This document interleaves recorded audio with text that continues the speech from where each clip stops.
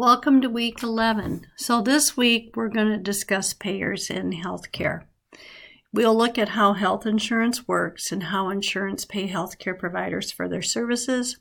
And we're going to cover two sources of healthcare financing, who is allowed to offer insurance, and the different types of health plans.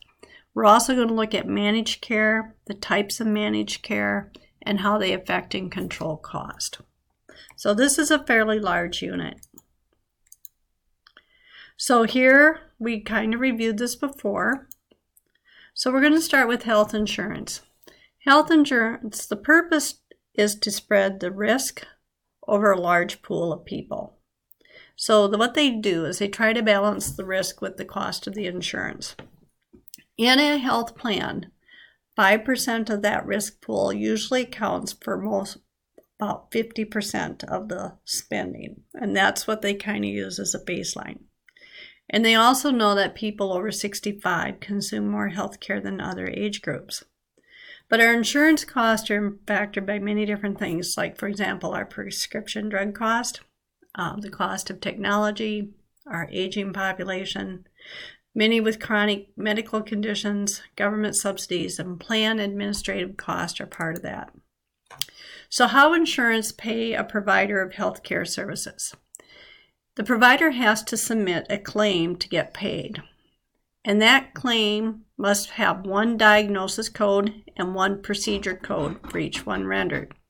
Now, the diagnosis code there says ICD-9. That is incorrect. It is ICD-10 now. ICD-9 went away a few years ago. But what that means, the diagnosis code is represented by an alphanumeric number.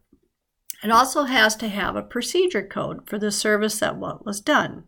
So procedure code is a CPT code, which we'll get to in a later unit, if it was outpatient, or a DRG code assignment if it was an inpatient. After the provider submits a claim, the medical claims examiner or adjuster will process the claim. So they will determine what is called a usual and customary charge. So given that service that was done, this is what it usually cost. And they're going to look at what a provider billed and what that UCR is and just see if it goes together. The medical claims examiner then or adjuster, they'll deduct any portion of that bill for which the patient is responsible to pay. And then it'll deduct any contract provider discount that has been negotiated. And then it'll pay the balance of that.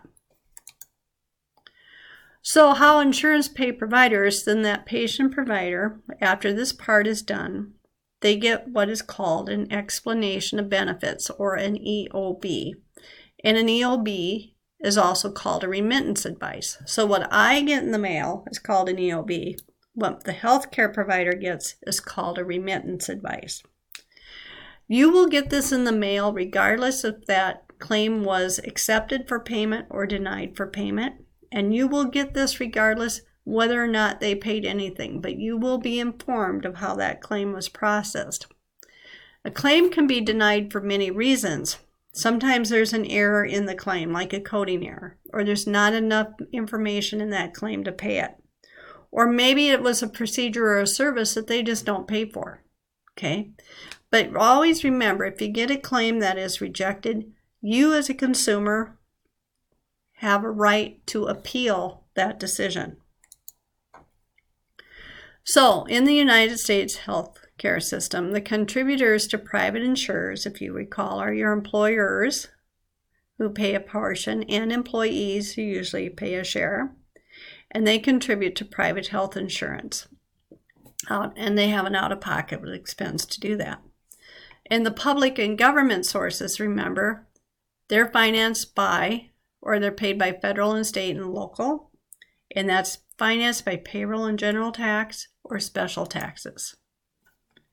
Private insurance, if we review from last week, is primarily state licensed companies or self-insured. And then public, you have 3 examples there. So in a private health insurance, you get what is called an indemnity plan or a traditional plan. So an indemnity plan, that means fee for service. That means I go in and see a physician and that physician charges $50 for that service, and you pay them $50 for that service. That is fee for service. It simply provides reimbursement to that provider for care.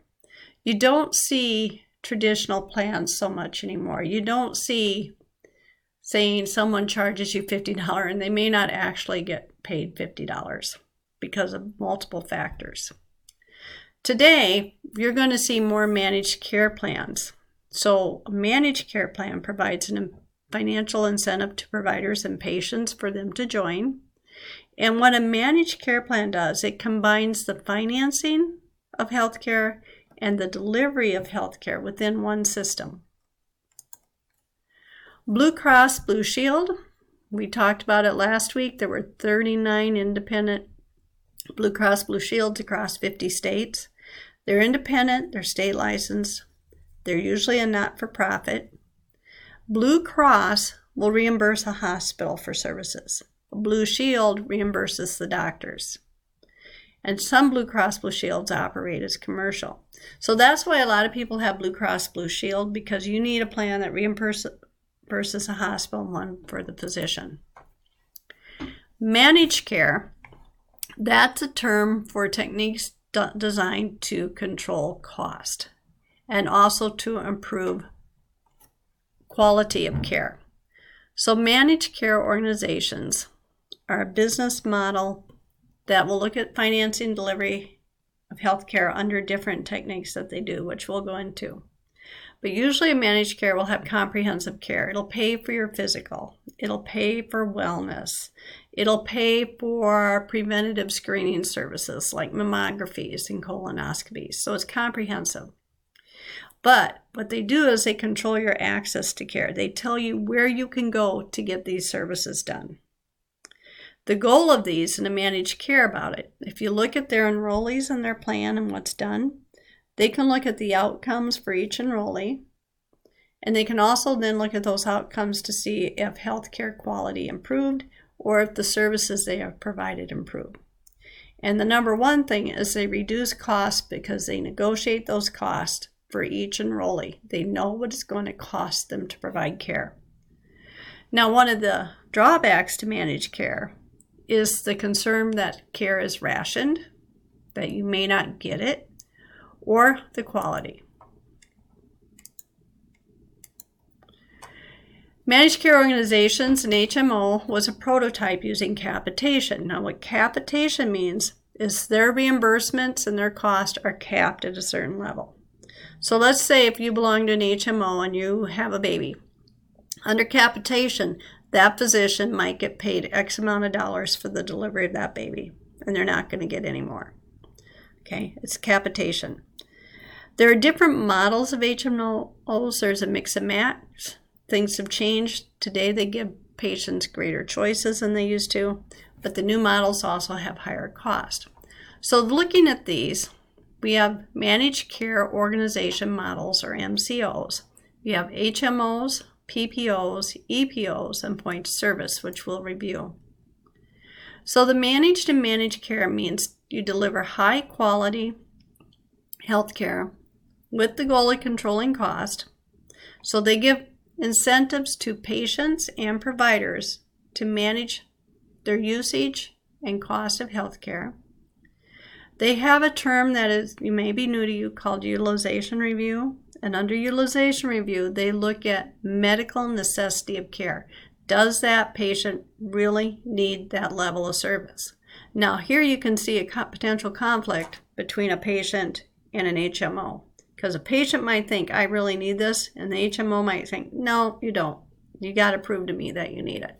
So utilization review is very impactful. And then different types of managed care plans. The plan difference is based upon the cost and your provider of choice. So cost versus provider choice. Usually managed care are defined by what choices of who they can get for providers. The fewer the choices translate to lower healthcare premiums and lower out-of-pocket costs. Think about it. If you don't have as many choices, you don't have as many different administration costs trying to figure out where everybody is and who's doing it and processing for multiple people. It's lower cost. type of managed care plans have varying degree of choices. So here's an example of MHO models, and these are also in your textbook for this course. In a staff model HMO, all the doctors are employees of the HMO. Okay, sounds good, doesn't it? But as a doctor and paid in a staff model, they have performance measures they have to meet, and they have to meet standards. Like they have to see X amount of patients, X amount a day, every day. So it's really fast-paced. The doctors, they know what they're getting. They know what their salary is, and it's quite generous. But they have to meet their performance measures. And if they don't, then there can be issues. In a group model, doctors are employed by a group practice, and then the plan contracts with that practice for the services of those doctors.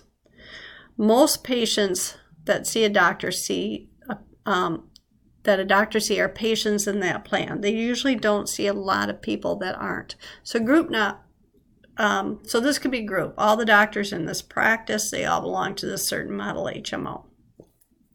In an open group model, it's the same as a group model, but doctors are freer to accept patients from outside the plan should they want to, but they still have to meet the performance indicators in their group model.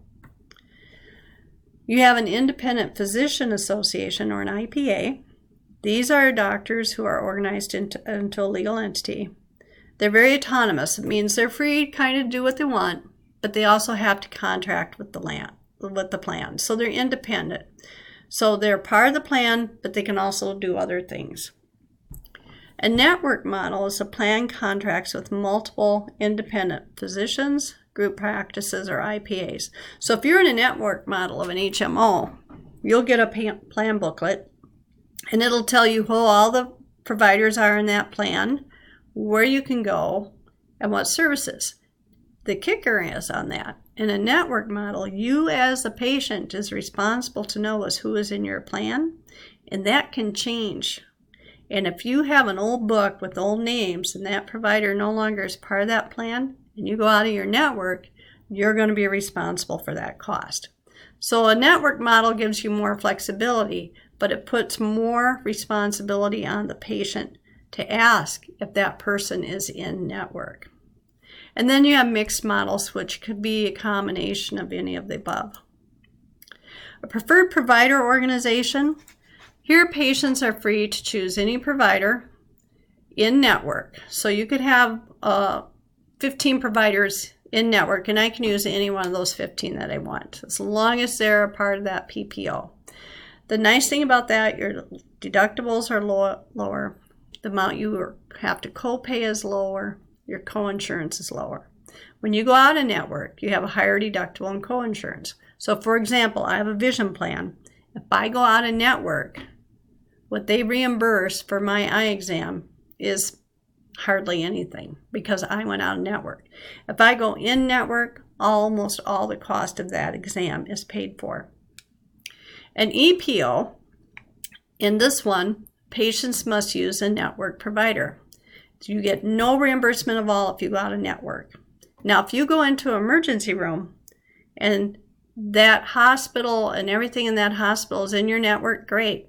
But let's say it's on a weekend and you get a traveling doctor and you don't have a choice, and that traveling doctor is not in the network, you're going to pay all of that emergency room visit.